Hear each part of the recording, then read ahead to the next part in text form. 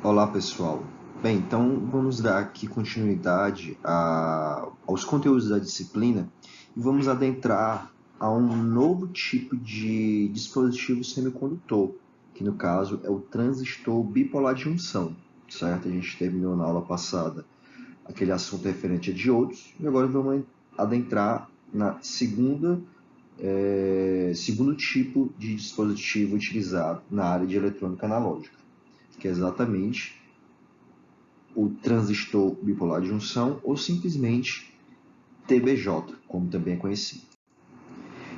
Antes de eu começar a falar a respeito desse slide número 2, que é referente ao seu aspecto construtivo, eu vou só relembrar, né, ou contextualizar o surgimento do transistor. Ele está situado, né, a sua, entre aspas, criação, ou a concepção, foi exatamente em 1947, certo? Ele foi concebido também nos laboratórios Bell, assim como ocorreu com o diodo, o transistor também tem como origem os laboratórios da Bell e foi concebido através de 3 cientistas, né? Dentre eles nós temos o Shockley, né? Que é inclusive hoje em dia nós temos um diodo que é chamado de diodo Shockley, certo? Então, já abordando rapidamente essa questão do surgimento ou quando ele foi criado, o transistor, vamos mais agora observar a questão do aspecto construtivo do transistor. Portanto, como vocês podem observar aí na figura, certo? O transistor é um dispositivo formado por 3 materiais semicondutores. Como vocês podem observar à esquerda, nós temos o PNP ou NPN. Só a título mais de curiosidade, a figura ou as figuras mostram qual seria a dimensão de cada uma desses materiais internamente em um transistor, certo? Existem 2 materiais mais externos com determinada comprimento ou em polegadas e um mais interno mais fininho, certo? Então, observe que esse é o formato do transistor, ok? Bem, vamos tentar observar como é o funcionamento do transistor. Voltando aqui a analisar os materiais e tomando como base a estrutura que é chamada PNP, que é formada exatamente por um material tipo PNP.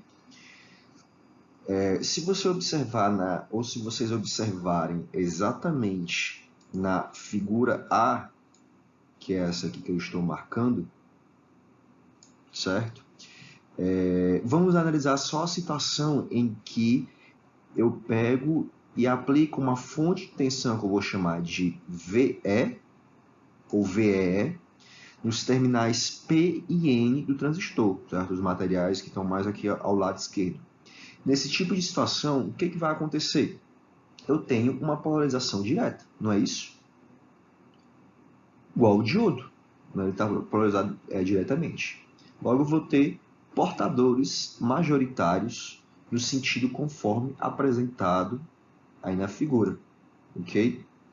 Já analisando o lado mais à direita da estrutura, eu posso também aplicar uma fonte de alimentação nesses outros 2 terminais, certo? Como a gente pode observar aqui, ó, que está sendo chamado de fonte VCC. Nesse formato, aplicando mais e menos nos terminais mais e o terminal menos, que é esse aqui, né, ó, marcado aqui, no transistor TBJ, nós vamos ter uma polarização reversa, conforme explicado aqui, ó, na descrição da figura. Logo, eu vou ter portadores minoritários transitando do material tipo N para o tipo P, como a gente pode ver aqui na marcação da seta. Bem, então, no final das contas, podemos observar a figura mais abaixo, certo? Onde observa-se que eu vou ter um sentido de corrente através dos terminais do transistor, a corrente IC. E por que IC? Porque esse terminal é chamado de coletor. Eu vou ter uma corrente entrando no outro terminal, tipo P, que é a corrente IE, ou simplesmente corrente de emissor. E temos também uma corrente saindo no terminal intermediário, B, que é a chamada corrente de base, certo? Então, esse vai ser o funcionamento do transistor, ok?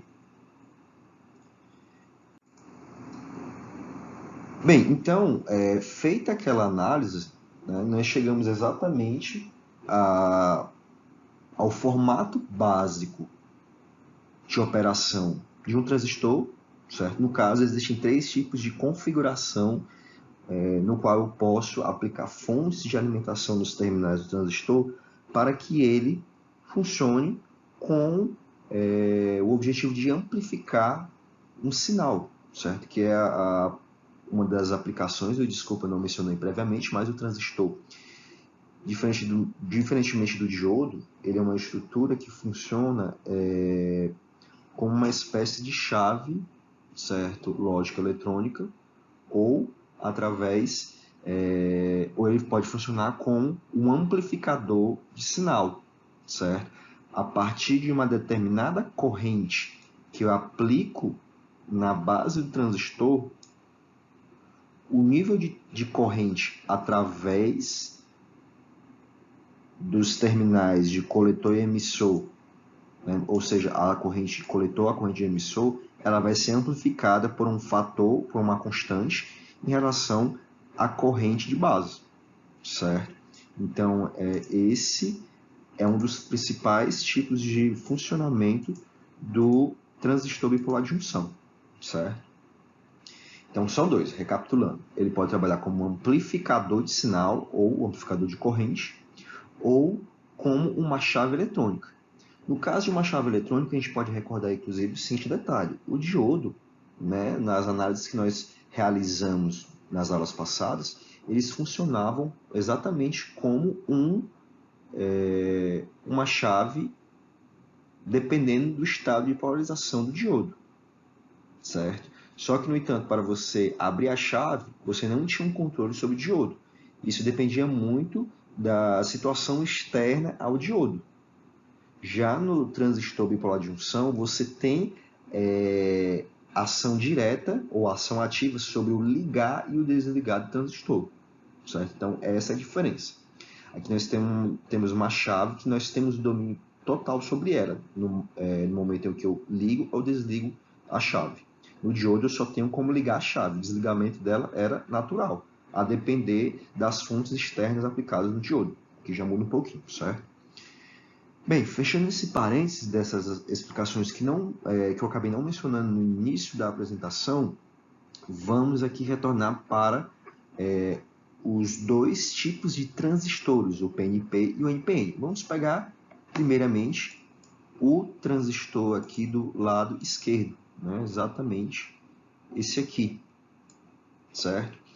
Vocês podem observar que esse tipo de transistor, chamado PNP, a figura abaixo do PNP, né, dessa estrutura que eu acabei de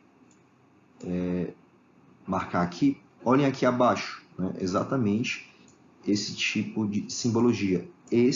Essa é a simbologia do transistor bipolar de junção do tipo PNP, onde, observem essa setinha aqui, ó, ela indica que é o lado P do transistor PNP, certo? É por onde nós temos a entrada de corrente do emissor. Pelo coletor, nós temos saída de corrente, certo? Corrente de coletor. E na base, nós temos corrente de base saindo através do terminal de base.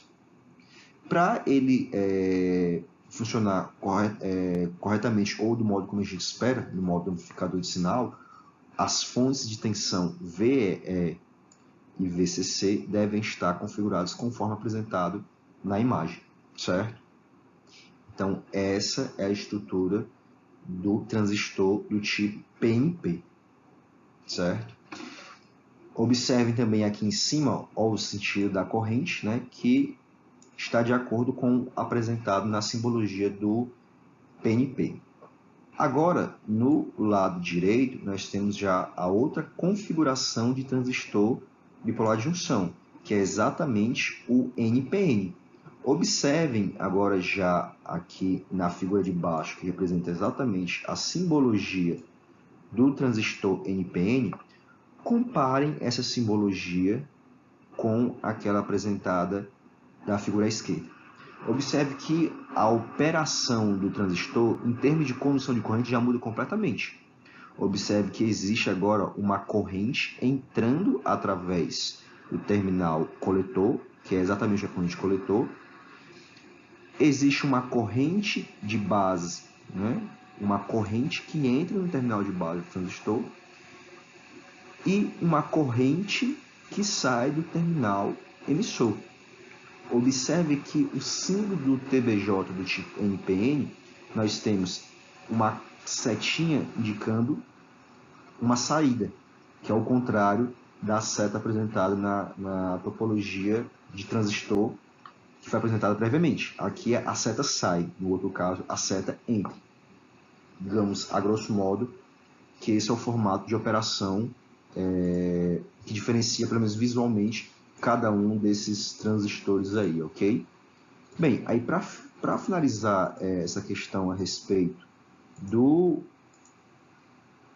dois tipos de transistores, PNP e NPN, existe uma maneira, digamos assim, simplificada, bem simplificada, de você tentar identificar o que é um transistor NPN ou PNP, certo? É algo bem simples. Como é que seria isso? É exatamente observando a setinha da simbologia, certo?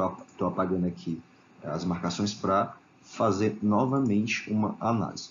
Vamos pegar aqui o transistor do lado esquerdo, que é o PNP. Observe a setinha entrando, certo? A setinha aqui.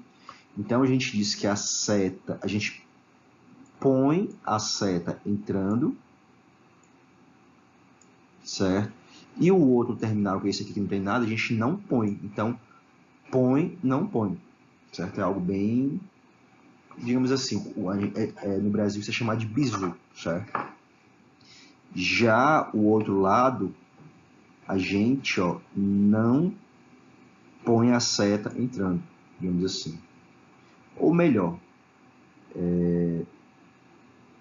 a gente pode dizer que, só apagando aqui, não põe, certo? Então, é uma maneira de tentar memorizar o que é, em termos de simbologia, como funciona cada um dos dois tipos de transistores.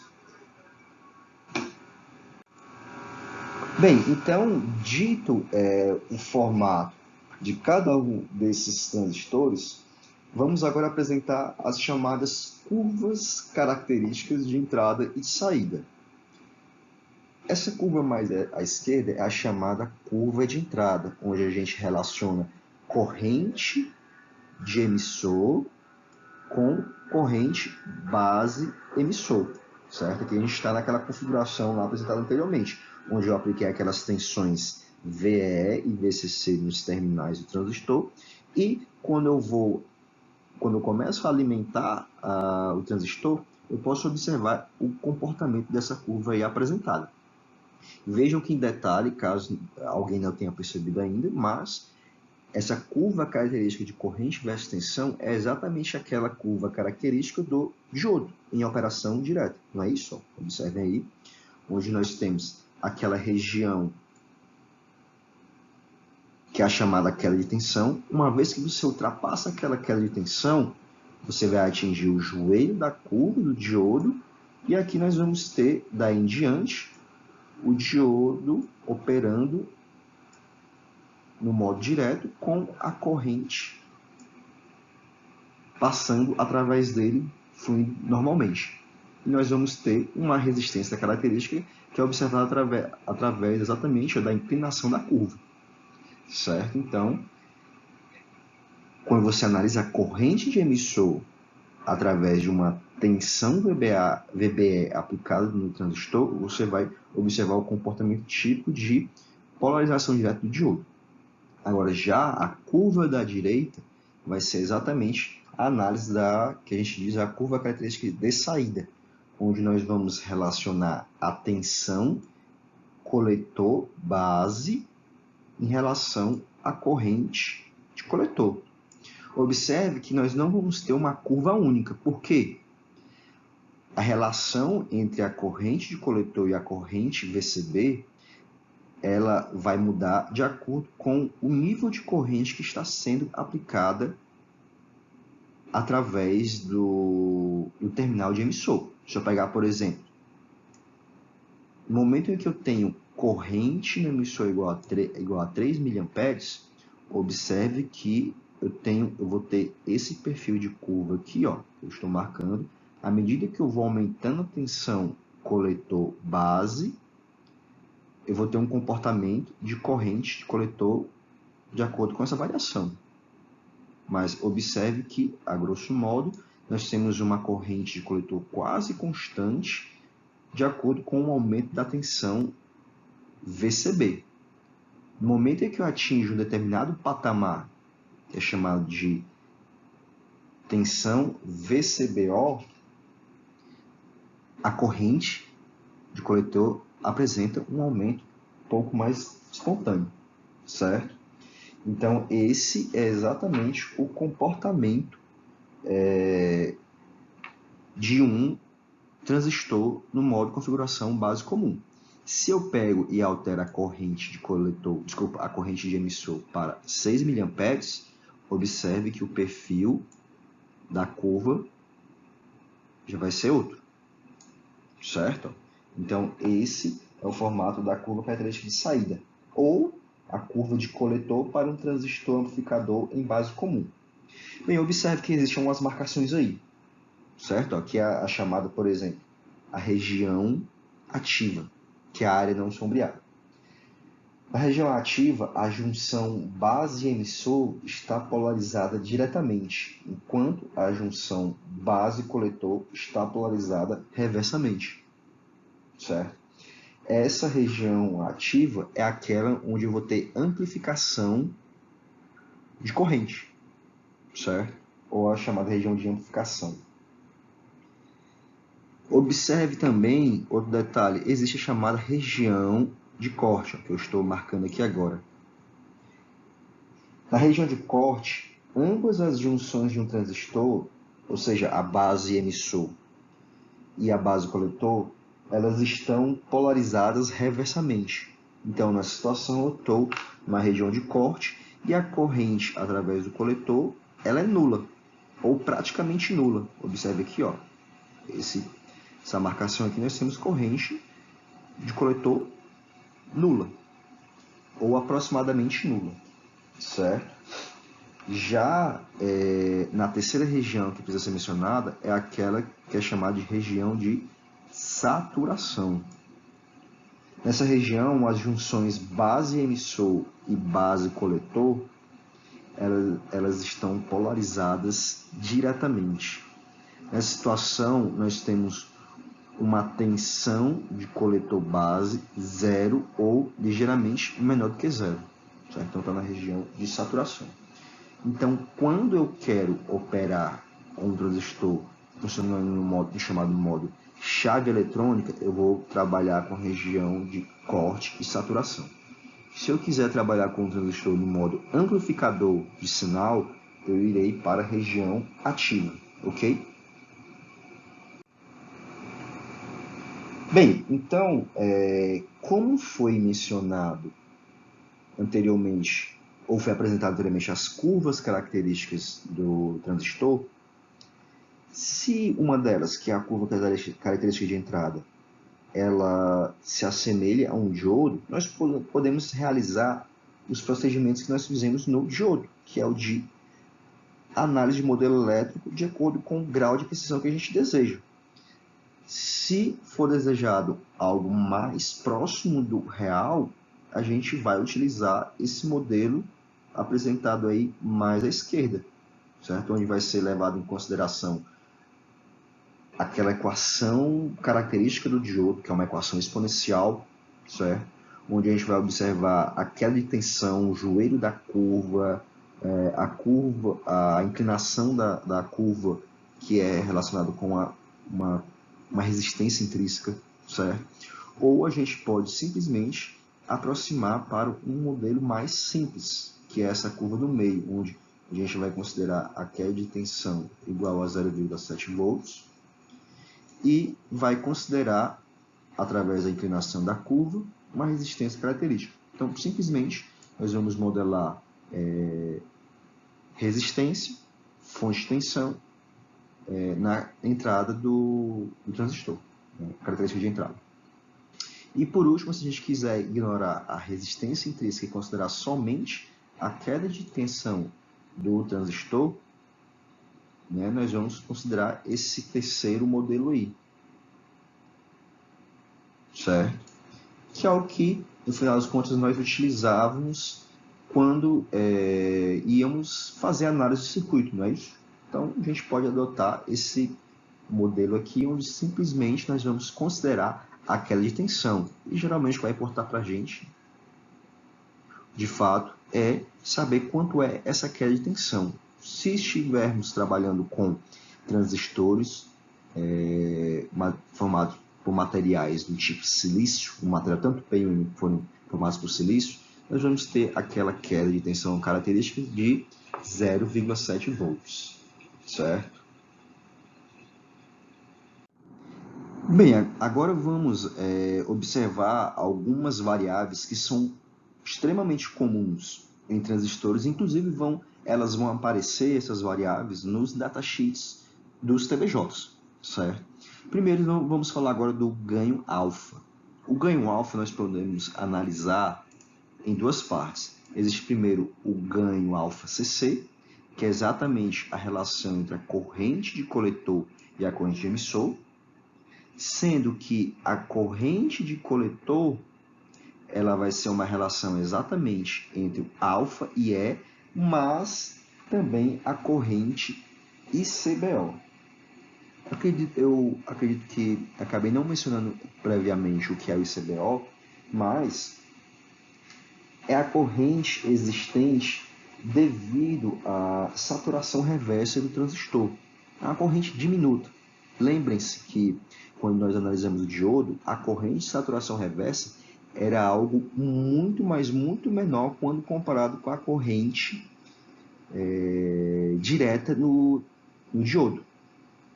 Inclusive, é comum você simplesmente desprezar a corrente de saturação reversa do diodo. A mesma coisa, dependendo da situação, também é realizada com relação ao transistor. Não é incomum a gente simplesmente ignorar a presença desse elemento. No entanto, é importante mencionar que ele existe, certo? Ele existe no transistor. O outro modo de operação, né, ou outro ganho que a gente tem que ter ciência é exatamente o ganho alfa CA, onde nós vamos ter exatamente uma relação entre delta e C, delta e E, igual como fizemos com o diodo, quando nós estávamos interessados em obter a resistência CC e a resistência CA. Na resistência CA nós utilizávamos um intervalo, né? Um ponto de V, ou dois pontos de V, um V final e um V inicial, uma corrente final e uma corrente inicial. Aqui, para encontrar o alfa dinâmico, ou alfa CA, nós vamos utilizar um delta IC e um delta IE, para o caso de uma tensão coletor-base constante.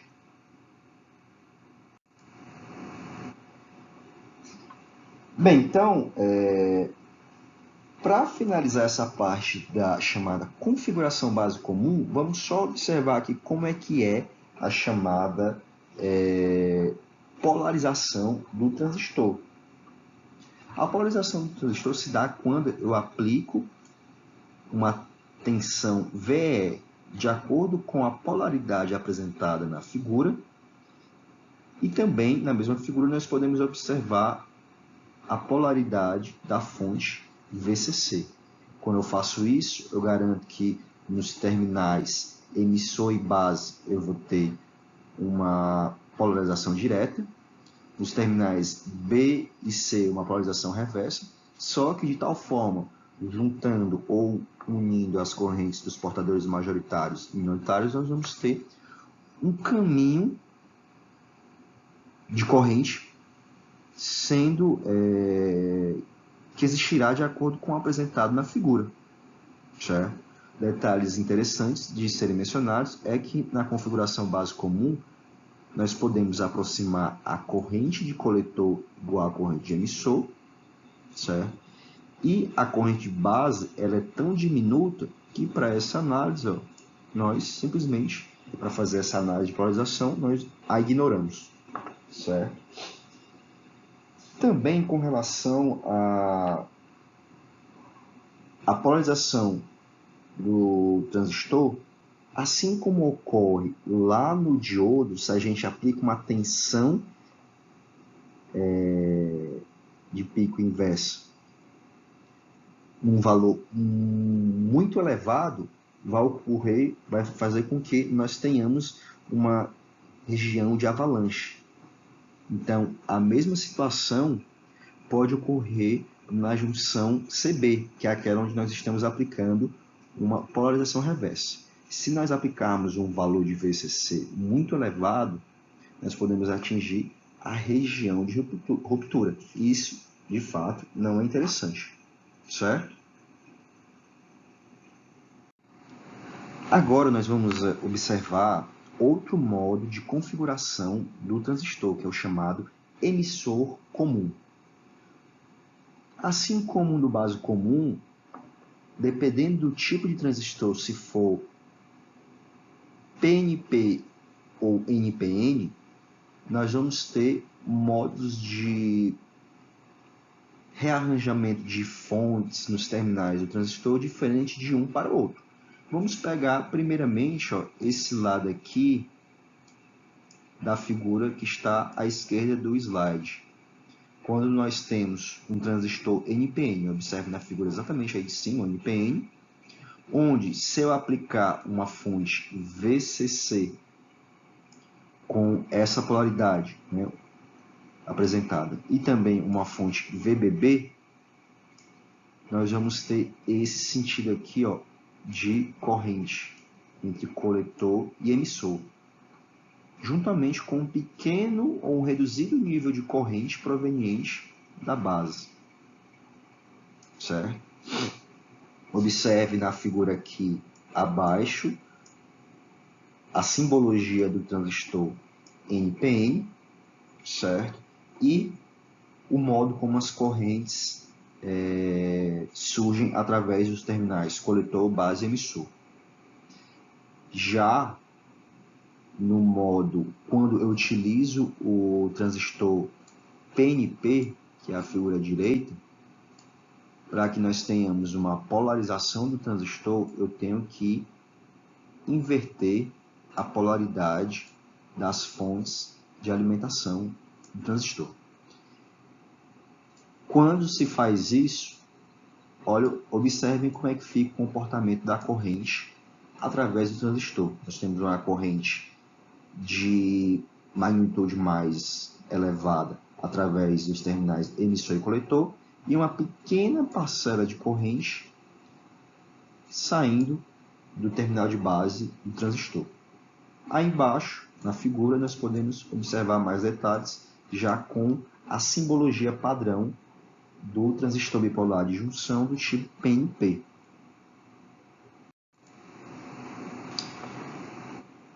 Agora, nesse slide, nós podemos observar algo que foi também relatado na configuração base comum, que são exatamente as curvas características de entrada e de saída. Assim como na configuração base comum, a curva característica de entrada, ela se assemelha ao formato típico de polarização direta de um diodo. Então, é algo similar ao que nós vimos na configuração base comum, então não temos muita diferença em relação àquela estrutura. No entanto, observem que corrente e tensão mudam, ou os terminais que nós estamos analisando.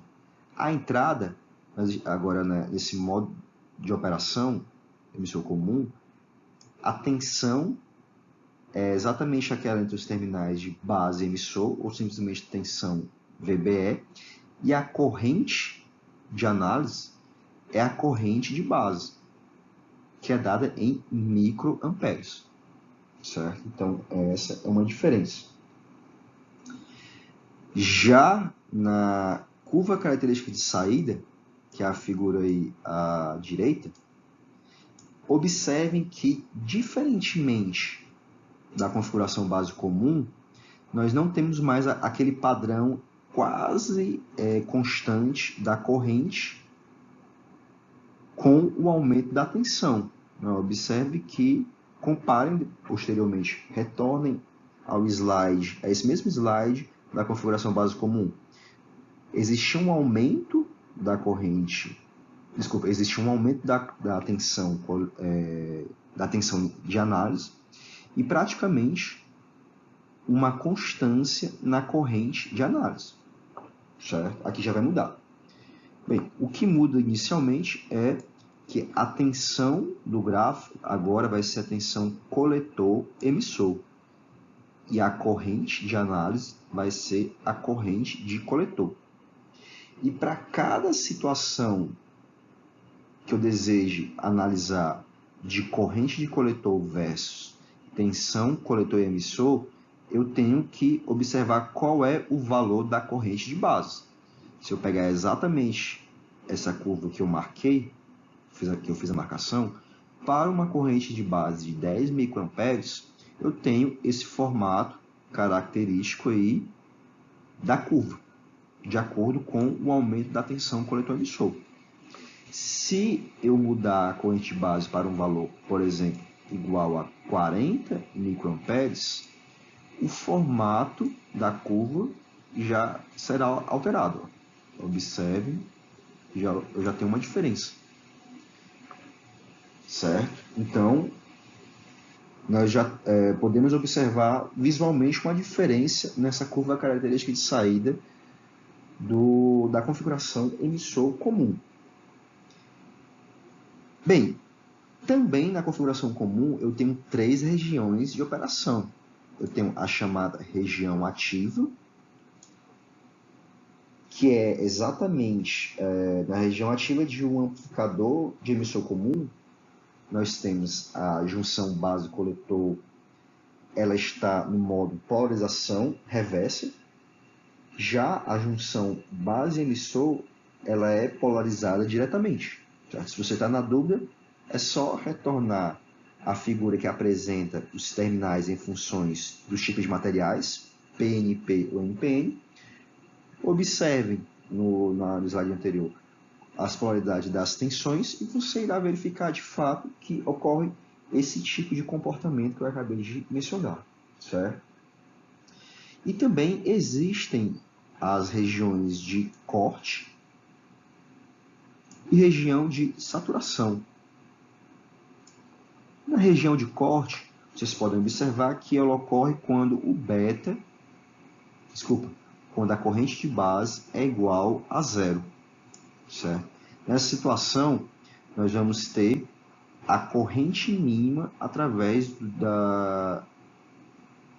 do coletor, certo? E essa corrente mínima é exatamente a corrente ICO, certo? Ela representa exatamente a corrente mínima através do transistor bipolar de junção, ok?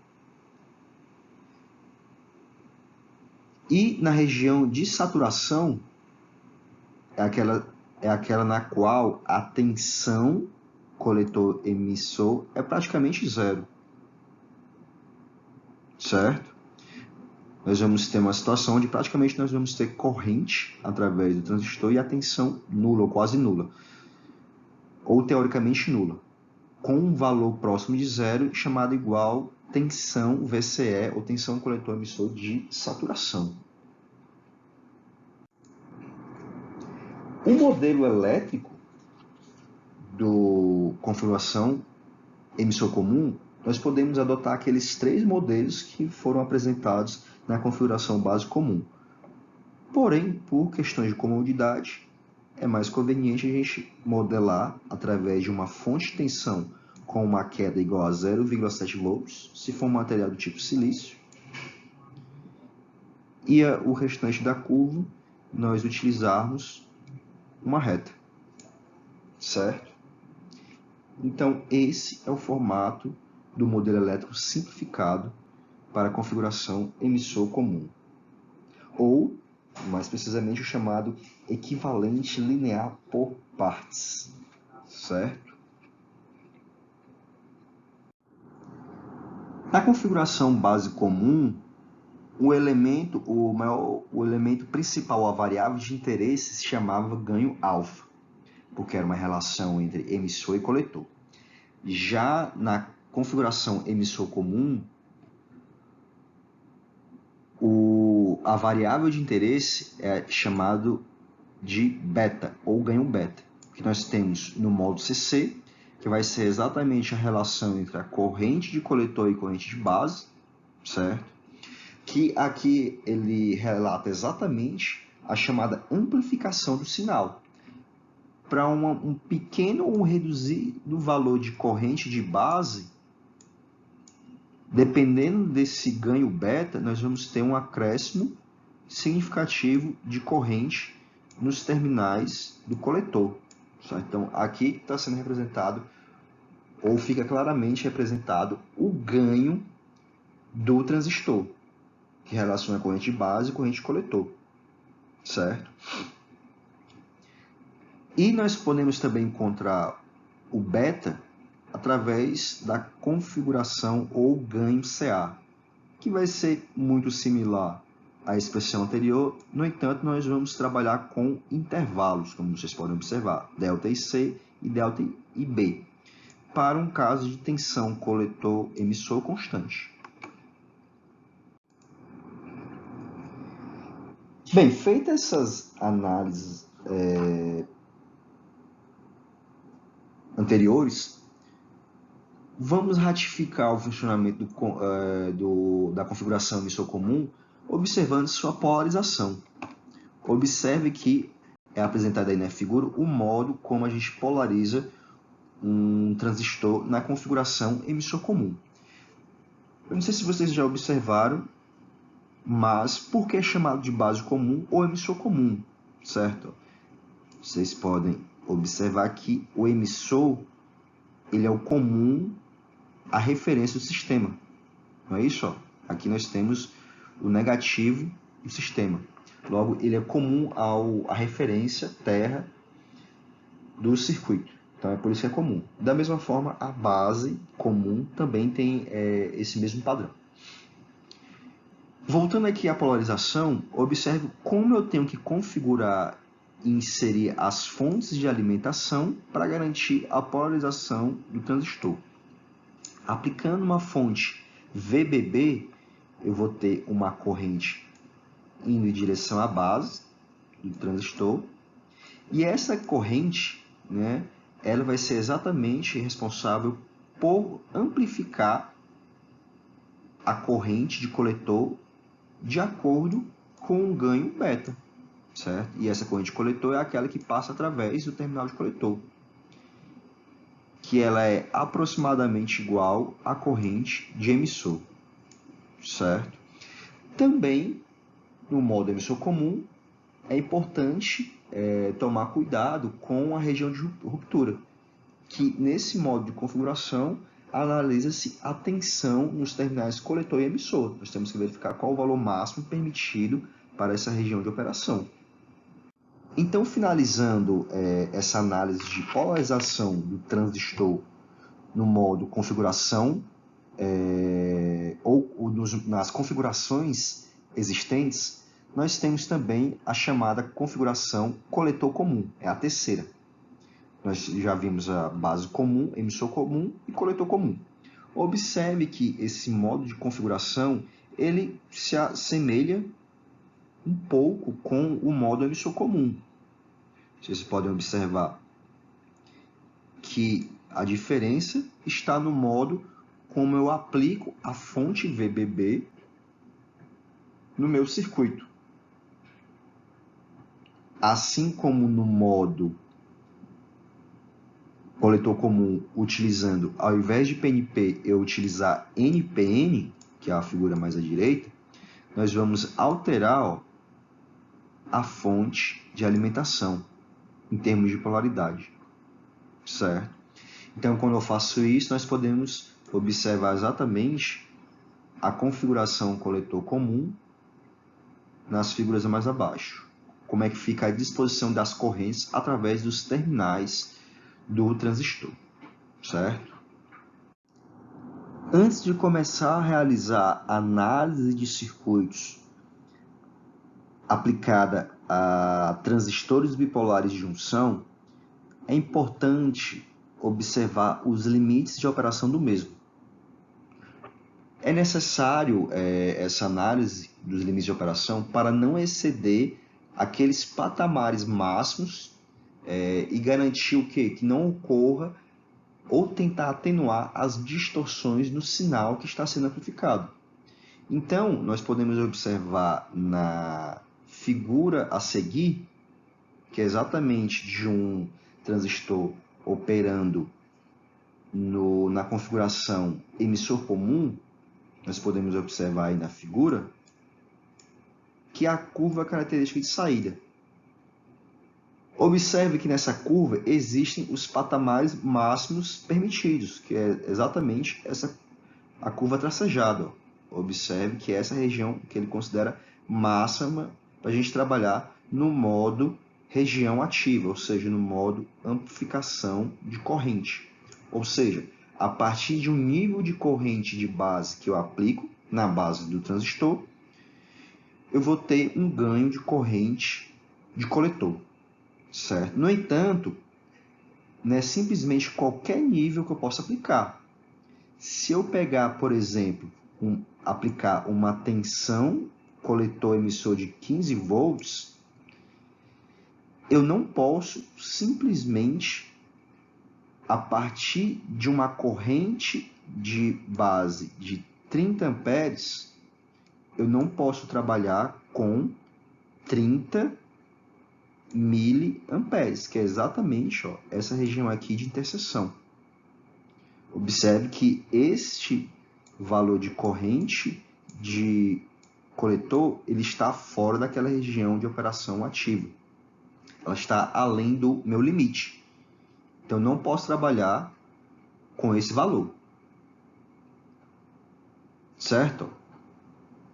Assim como para aqueles 15 volts que eu marquei,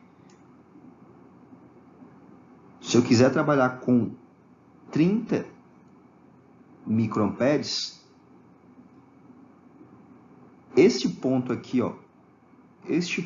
que eu estou riscando, não é interessante, porque ele está além do limite.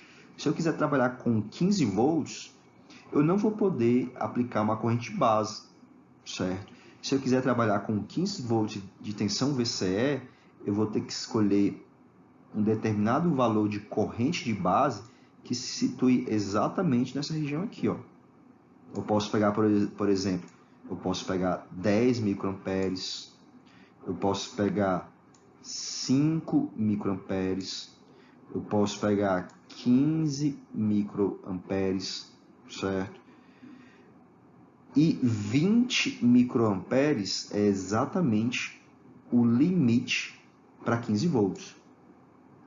Então, para eu realizar essa análise de quais são os limites, eu tenho que observar exatamente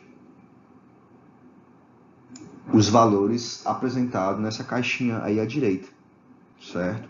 A corrente de coletor possui um valor mínimo e um valor máximo, certo? Observem aí que a corrente de coletor máxima é exatamente o IC max. Vocês podem observar que o IC max está marcado no gráfico à esquerda. Ó, aqui, ó, essa é a corrente que é apresentada no datasheet. E o ICO? Onde é que nós podemos observar qual é o ICO nessa curva? O ICO ele ocorre quando a corrente de base é zero. É simplesmente aquela corrente de saturação reversa. Olha aqui ó, o ICO. Certo?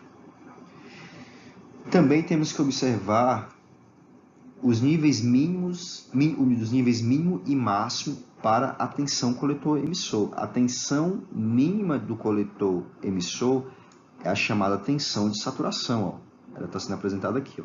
Vendo a marcação? É quando eu tenho corrente praticamente igual a zero no coletor. Nesse caso, nós temos a tensão de saturação. E existe também a tensão VCE máxima, que é exatamente ó, essa apresentada aqui. Ó. Certo? E a potência máxima aplicada no transistor é o produto da tensão VCE vezes a corrente IC. Vai existir um valor máximo estabelecido para aquele transistor. Certo? Por exemplo, o valor máximo para o transistor dessa figura aí é 30 miliwatts. Então, se você quer aplicar, 300 miliwatts. Então, se você quer trabalhar com 300 miliwatts, você tem simplesmente alguns pontos mínimos e máximos de operação. Por exemplo, observem aqui este ponto aqui quase no meio da figura. Aqui nós temos um produto de 10 volts por 30 miliamperes. Então, nós vamos ter 300 miliwatts. Eu também posso obter a potência máxima nesse segundo ponto aqui de análise, ó, que eu estou marcando agora. Nós vamos ter 50 miliamperes, que é a corrente máxima suportada pelo transistor, e uma tensão VCE de, ó, a marcação aqui, ó, que seria equivalente a 6 volts, certo? Então, esses são os pontos máximos que eu posso, os limites de operação do meu transistor. Bem, pessoal, então a gente encerra essa parte mais teórica de entendimento do transistor e a partir da próxima sessão vamos começar a realizar a chamada análise de circuitos, ok? Então, até mais.